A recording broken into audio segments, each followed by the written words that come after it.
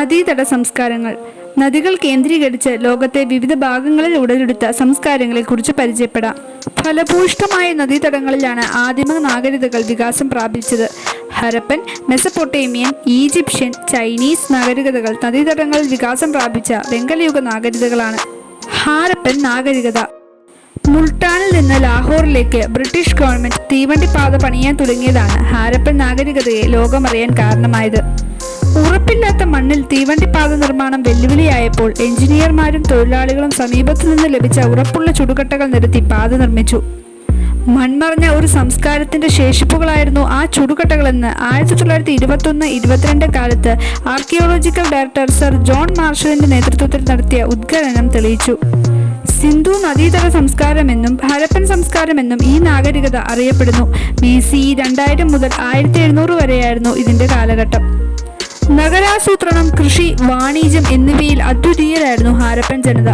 അവരുടെ നഗരാസൂത്രണം ആധുനിക കാലത്തും വിസ്മയമാണ്. തെരുവുകളുടെയും പാതകളുടെയും നിർമ്മിതി നഗരത്തെ ചതുരാകൃതിയിലുള്ള ബ്ലോക്കുകളായി വിഭജിച്ചു.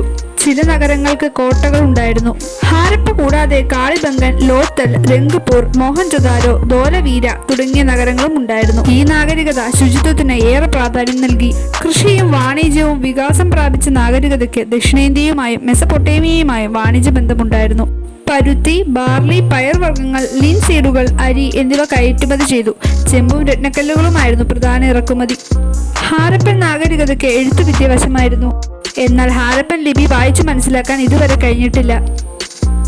മെസപ്പൊട്ടേമിയൻ സംസ്കാരം. മെസപ്പൊട്ടേമിയ എന്ന പേര് നൽകിയത് പ്രാചീന ഗ്രീക്കുകാരാണ്. മെസപ്പൊട്ടേമിയയുടെ ദക്ഷിണഭാഗം സുമർ എന്നും ഉത്തരഭാഗം അസീറിയ എന്നും വിളിക്കപ്പെട്ടു. സുമറിന്റെ വടക്കുകിഴക്കൻ ഭാഗങ്ങൾ ബാബിലോണിയ, അക്കാഡ് എന്നിങ്ങനെ അറിയപ്പെട്ടു.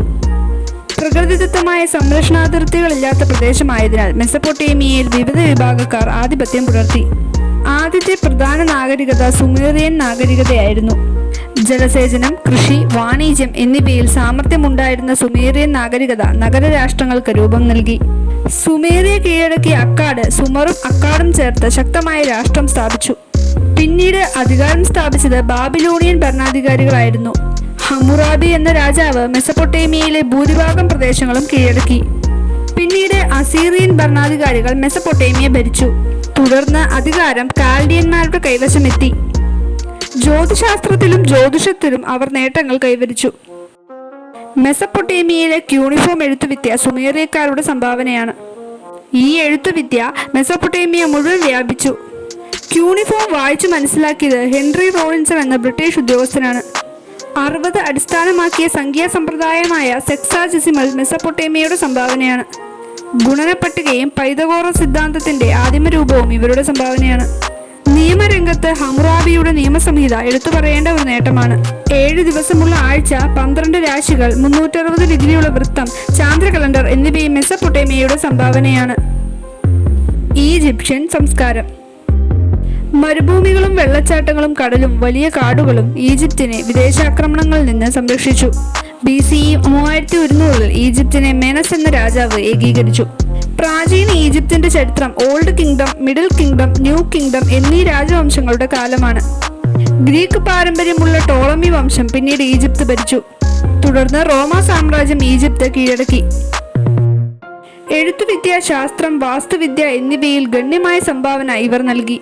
ഹൈറോഗ്ലിഫിക്സ് ലിപിയിൽ എഴുതിയ ഗ്രന്ഥങ്ങൾ, ലിഖിതങ്ങൾ എന്നിവ ലഭിച്ചിട്ടുണ്ട്. വിദ്യാഭ്യാസത്തിന് പ്രാധാന്യം നൽകിയ ഈജിപ്ഷ്യൻ പാഠ്യപദ്ധതിയിൽ വായന, എഴുത്ത്, ഗണിതം, ധർമ്മശാസ്ത്രം എന്നിവ ഉൾപ്പെട്ടു. മതം, ധർമ്മശാസ്ത്രം എന്നിവ പുരോഹിതരും, വായന, എഴുത്ത്, വൈദ്യശാസ്ത്രം, ഗണിതം എന്നിവ എഴുത്തുകാരും പരിശീലിപ്പിച്ചു. സ്ത്രീകൾക്ക് സ്വത്തവകാശം ഉണ്ടായിരുന്നു.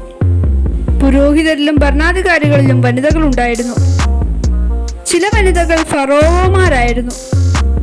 ദശാംശവും സൗര കലണ്ടറും ഗണിതശാസ്ത്രത്തിൽ അവരുടെ സംഭാവനയാണ്. വൈദ്യശാസ്ത്രം ഏറെ പുരോഗമിച്ചിരുന്നു. ഈജിപ്ഷ്യൻ വാസ്തുവിദ്യയുടെ മികച്ച ഉദാഹരണമാണ് പിരമിഡുകൾ. ചൈനീസ് സംസ്കാരം. ഹൊയാങ്ഹോ നദീതടത്തിലാണ് ഈ നാഗരികത വളർന്നത്. ആയിരക്കണക്കിന് വർഷങ്ങളുടെ തുടർച്ചയായ ചരിത്രമുള്ള ചൈനീസ് നാഗരികത ലോകത്തിലെ പ്രാചീന നാഗരികതകളിൽ ഒന്നാണ്. നാഗരികതയുടെ അടിസ്ഥാനം കൃഷിയായിരുന്നു. ഷാങ് ഭരണാധികാരികളുടെ കീഴിൽ നാഗരികത വികാസം പ്രാപിച്ചു.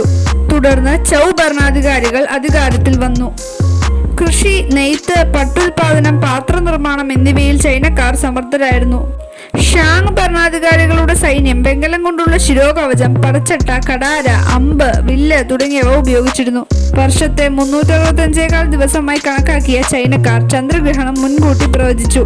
പ്രകൃതി ശക്തികളെയും പൂർവികരെയും ആരാധിച്ചിരുന്ന ചൈനീസ് സമൂഹത്തിൽ വെളിപാടുകൾക്ക് പ്രാധാന്യമുണ്ടായിരുന്നു. അവർ എഴുതാൻ ആദ്യം ചിത്രലിപിയും പിന്നീട് അക്ഷരലിപിയും ഉപയോഗിച്ചു. എഴുത്തുവിദ്യ ഒരു കലാവിദ്യ തന്നെയായിരുന്നു. എഴുതാനും വരയ്ക്കാനും ഒരേതരം ബ്രഷ് ഉപയോഗിച്ചു. പട്ടുതുണി, മുളംതണ്ടുകൾ എന്നിവയിൽ ബ്രഷ് ഉപയോഗിച്ച് അവർ എഴുതി. പിൽക്കാലത്താണ് കടലാസ് കണ്ടുപിടിച്ചത്.